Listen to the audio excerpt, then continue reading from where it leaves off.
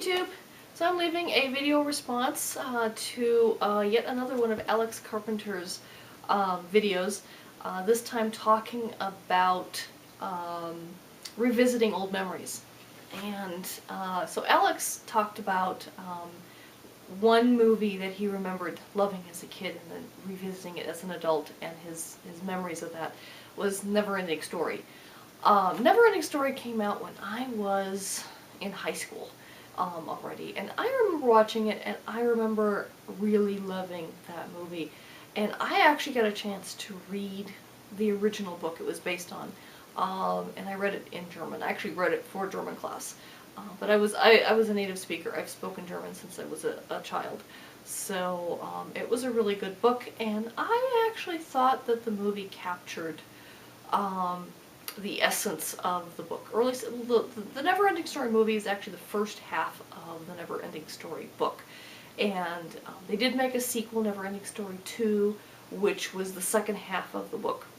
And I thought the second movie was much worse in terms of acting. They replaced a lot of the actors, and they just didn't seem to spend as much of a budget or care about the storyline as much as they did in the first one. I actually thought the first one captured the essence and the magic of the book much better.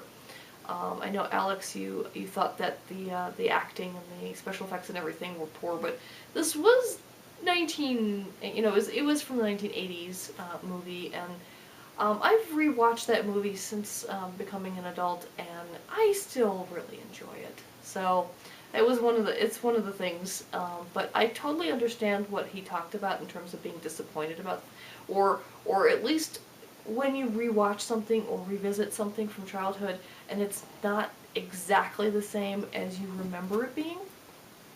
And my experience with that was with one of my favorite books. The first book I ever read that wasn't a children's picture book was A Princess of Mars by Edgar Rice Burroughs.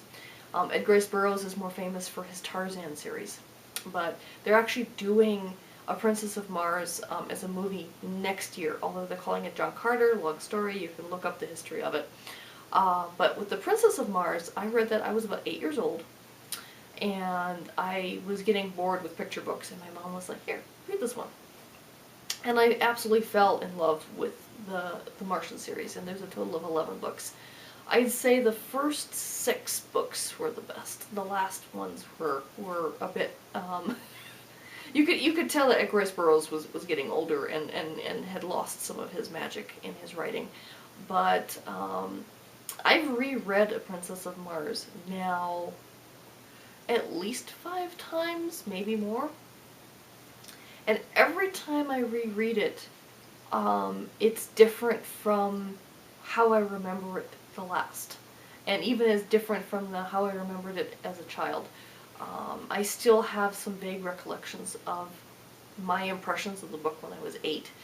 And every time I reread it, I'm always amazed at how different it is from the way my brain imagined it when I was 8 years old. And so, yeah, it is interesting how you revisit things and they're not quite how you remember them from when you were a child. Some things are. I've rewatched like the Smurfs, and well, the Smurfs are still the Smurfs.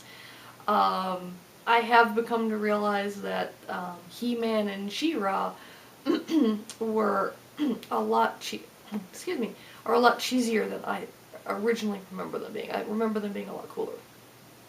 Although my absolute favorite cartoon growing up was Robotech, which was a Americanized version.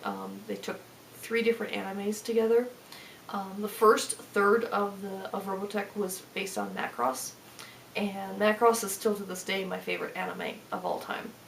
And when I go and rewatch it, it's still exactly as wonderful as I remember it when I was 12. So that's one of the ones where my memory is still in sync with what actually is.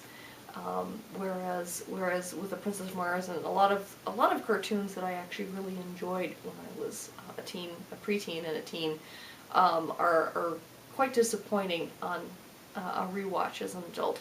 So Anyway, those are sort of my main things in terms of revisiting memories and things. But if you like sci-fi, go read A Princess of Mars. It's really good. Till next time, bye.